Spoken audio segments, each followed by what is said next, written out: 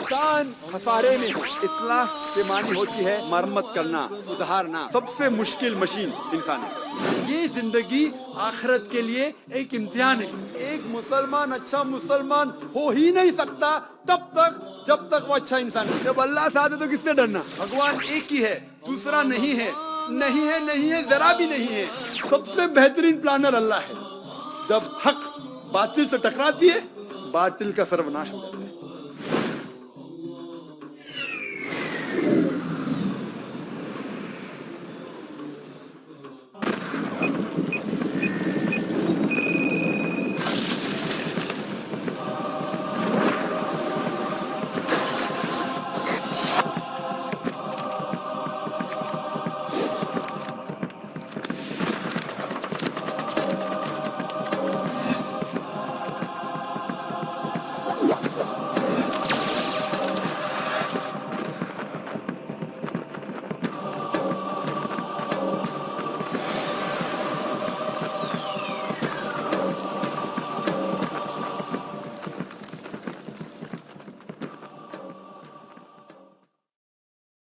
अल्लाह ताला फरमाते सूरह मोहम्मद में सूरा नंबर 47 आयत नंबर 38 में वन ततवल्लो यस्तब्दिल कौमन गैरकुम सुम्मा ला यकुन अमसालुकुम। अगर आप काम नहीं करेंगे, अल्लाह का कहना नहीं मानेंगे, अल्लाह सुब्हानहू व तआला आपकी जगह एक दूसरी कौम ले आएगा। यस्तब्दिल कौमन गैरकुम सुम्मा ला यकुन अमसालुकुम, और वो आपकी तरह नहीं होंगे।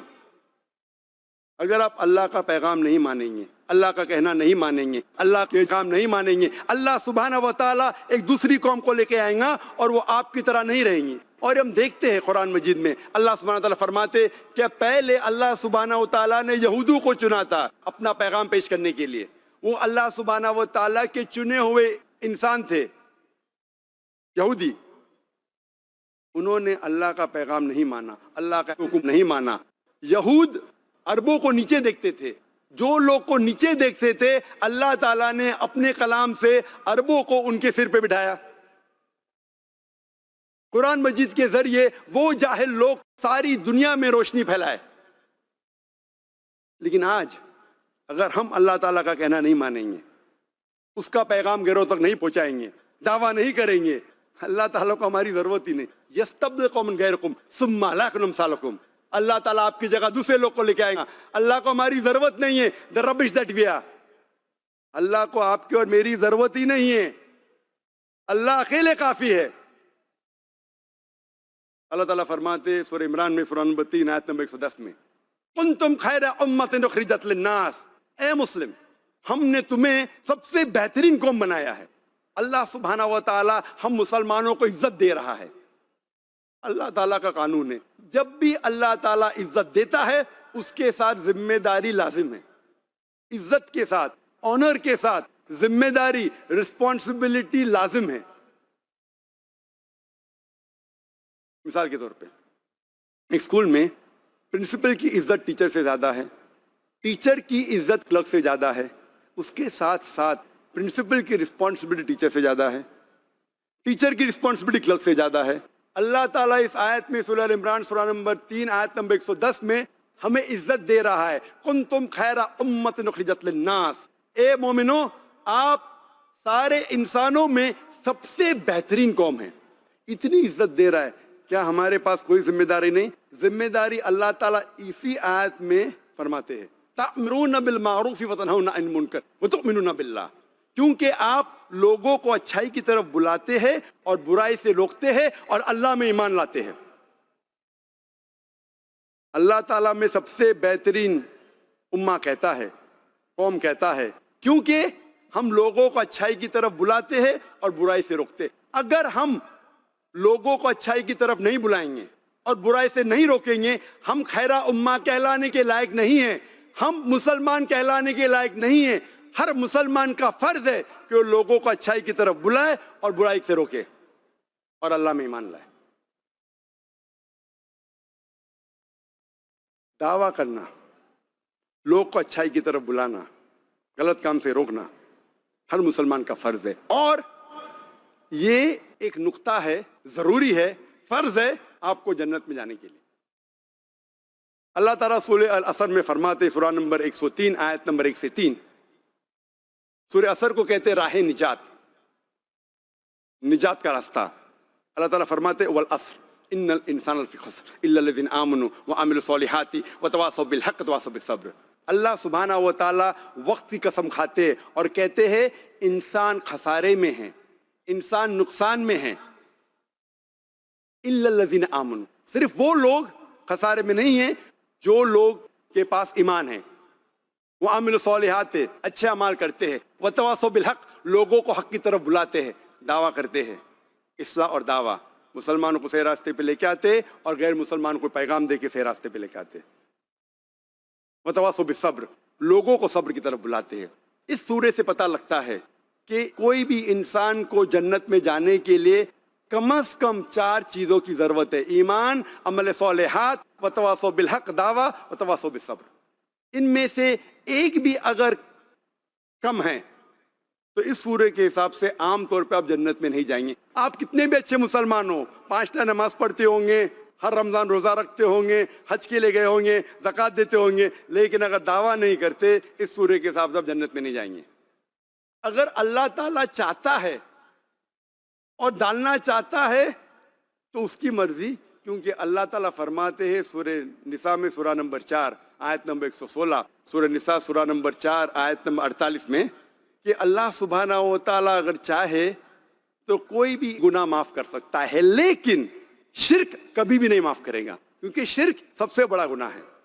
तो अगर आप दावा नहीं करेंगे और अल्लाह ताला जन्नत में डालना चाहता है, वो अल्लाह की मर्जी, वो डाल सकता है।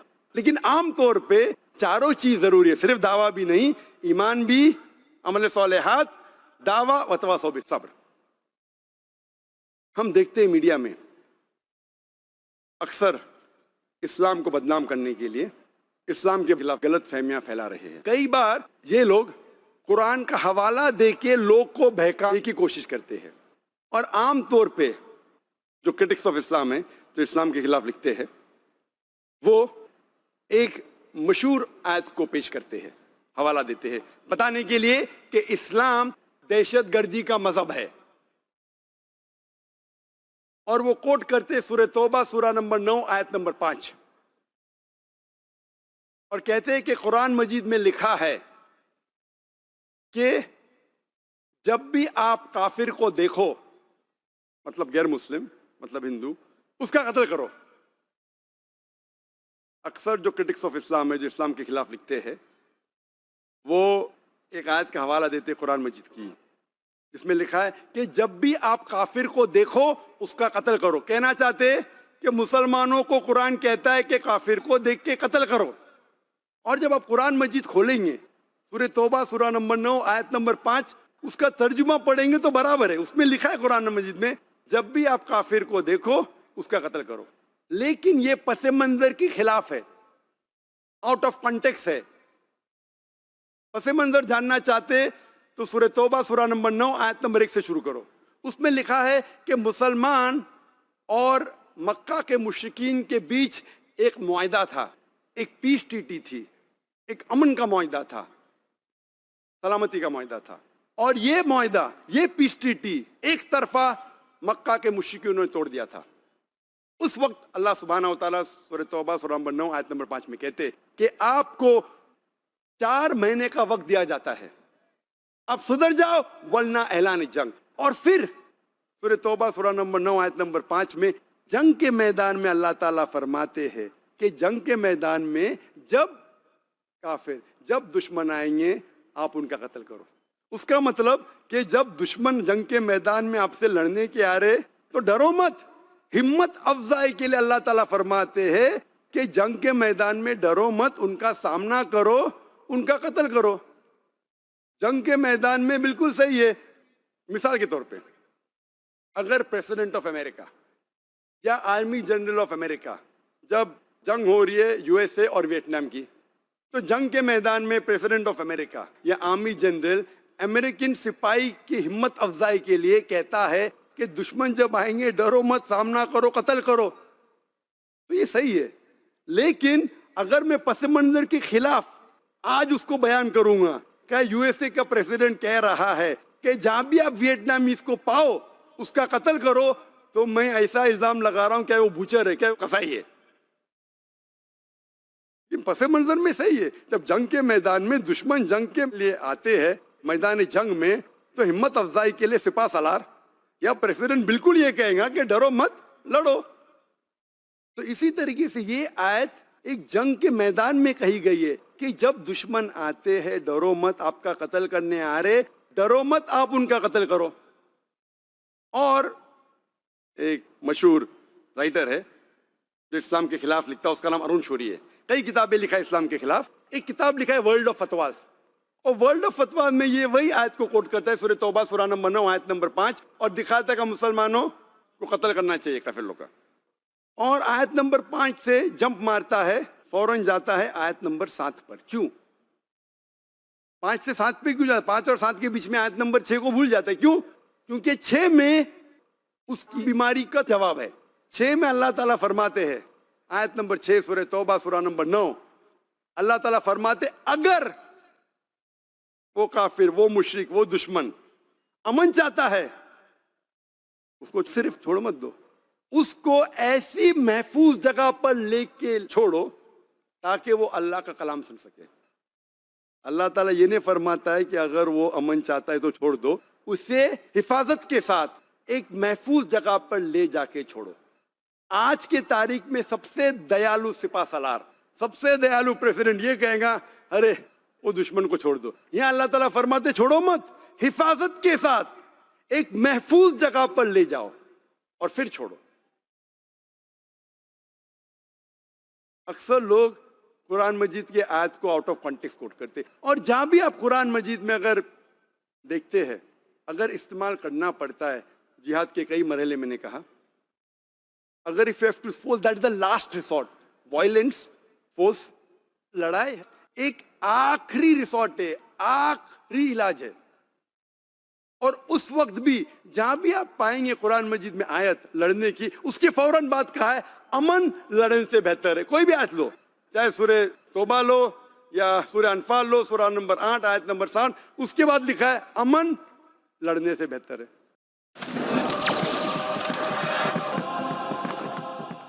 लेकिन कुरान मजीद में अल्लाह ताला में समझाता है किस तरीके से गैरों तक पैगाम पहुंचाना। कुरान मजीद में अल्लाह ताला फरमाते हैं सूरह इमरान में सूरह नंबर 3 आयत नंबर 64 में, तालो इला कलिमतिन सवाइम बैना व बैनकुम, आओ हम उस बात की तरफ जो आप और हम में यकसा है। तो मैं अक्सर ट्रैवल करते रहता हूँ दीगर कंट्रीज, वेस्टर्न कंट्रीज, इधर उधर, यूएसए, यूके, कनाडा, ऑस्ट्रेलिया, और क्योंकि मैं इस्लामिक स्पीकर हूँ, दाढ़ी टोपी एकदम सॉफ्ट टारगेट, कोट तो पहना है लेकिन दाढ़ी टोपी मतलब, तो मैं प्रिपेयर रहता हूँ, मैं मेरे से सवाल जवाब रहेगा और मुझे खुशी होती, दावा का मौका मिलता है। ये सुन्नत है वो अलग बात है, टोपी सुन्नत है, दाढ़ी फर्ज है, जो भी है, एकदम सॉफ्ट टारगेट। अक्सर इमिग्रेशन में पूछताछ होती है। जब मैं क्रिश्चियन मुल्क में जाता हूँ तो क्रिश्चियन पूछते हैं कि आप जिहाद में मानते हैं? बिल्कुल मानता हूँ, बाइबल में भी लिखा है जिहाद करो, जिद्दोजहद करो। नहीं नहीं लड़ाई में, हाँ लड़ाई में भी मानता हूँ, बाइबल में लिखा है, Exodus chapter number 22 verse number 18 और 20 में लिखा है कत्ल करो। Book of Exodus chapter number 32 verse number 27 और 28 में लिखा है कत्ल करो। Book of Numbers chapter number 31 verse number 1 से 18 में लिखा है कत्ल करो। Gospel of Luke chapter number 19 verse number 27 में कहा है कत्ल करो।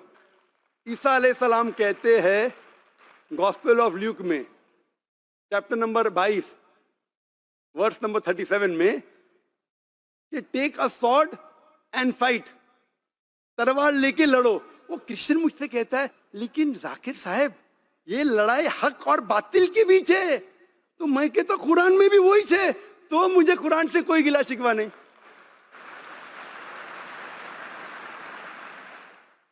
माशाल्लाह मैं कई ईसाइयों से बात करता हूं, अक्सर ईसाई मेरी इज्जत करते हैं, अक्सर मेरे हिंदू भाइयों से भी माशाल्लाह, मेरे हिंदू भाई जो मुझे करीब से जानते हैं माशाल्लाह बहुत इज्जत करते हैं। इसीलिए इस मैदान में लाखों का मजमा है, इसमें 25% गैर मुसलमान है। लेकिन अल्लाह ताला फरमाते तालो इला कलिमतिन सवाइम बैना बैनकुम, आओ हम उस बात की तरफ जो आप और में यकसा है। इस्लाम का पैगाम पहुंचाने के लिए जो चीज उसके समझ में आती है उसकी मिसाल दो। जब मैं हिंदुओं से बात करता हूं तो मैं हिंदुओं से कहता हूं कि आप महाभारत पढ़ चुके? बोलते हाँ पढ़ चुका हूं। नहीं भी पढ़ चुकी, कम से कम जानते हैं, क्योंकि कॉमिक अवेलेबल है, टेलीविजन सीरियल अवेलेबल है, मैं भी जानता हूं, लेकिन मैं पढ़ चुका हूं। तो मैं उनसे पूछता हूं, अगर महाभारत में पढ़ेंगे तो लड़ाई लड़ने के जो श्लोक है, मंत्र है, वो कुरान से कई गुना ज्यादा है, सैकड़ों है, हजारों है। तो हिंदू मुझसे कहता है लेकिन ये जो लड़ाई है वो दो ग्रोह के बीच में, एक हक पे था, एक बातिल पे था, तो हक के लिए लड़ना क्या बुरी बात है? तो मैं कहता हूं कुरान में भी वही लड़ाई का जिक्र है। तो वो हिंदू कहता है तो मुझे कुरान से कोई गिला शिकवा नहीं। इसके ऊपर एक तकरीर कर सकता हूं मैं, वक्त की किल्लत होने की वजह से चंद हवालात पेश करूंगा। हिंदुओं की सबसे ज्यादा पढ़ी जाने वाली किताब है भगवत गीता, और भगवत गीता में पढ़ चुका हूं कई बार। भगवत गीता एक महाभारत का हिस्सा है, 18 चैप्टर का है, जो महाभारत का हिस्सा है, जिसमें श्री कृष्ण, हिंदुओं मानते हैं कि श्री कृष्ण भगवान है, जो श्री कृष्ण एक एडवाइस दे रहे हैं, एक मशवरा दे रहे अर्जुन को। तो पूरी भगवत गीता एक मशवरा है, श्री कृष्ण अर्जुन को दे रहे। Bhagavad Gita chapter number 1, chapter number 1, verse number 43 to 46 में, भगवत गीता चैप्टर नंबर 1 मंत्र नंबर 43 में अर्जुन कहते हैं श्री कृष्ण से कि जो लोग अपनी परंपरा के उसूलों को, मतलब ग्रेट ग्रेट एंसेस्टर्स के जो रीति रिवाज है, उसके खिलाफ जाता है, वो हमेशा जहन्नम में रहेगा। श्लोका नंबर 44 में अर्जुन कहते हैं कि हम आज, क्योंकि आप जानते हैं कि महाभारत एक कथा है जो दो फैमिली, दो खानदान के बीच में, एक है पांडवा जो 5 रहते और कौरवा जो 100 रहते, उनके दरमियान लड़ाई है।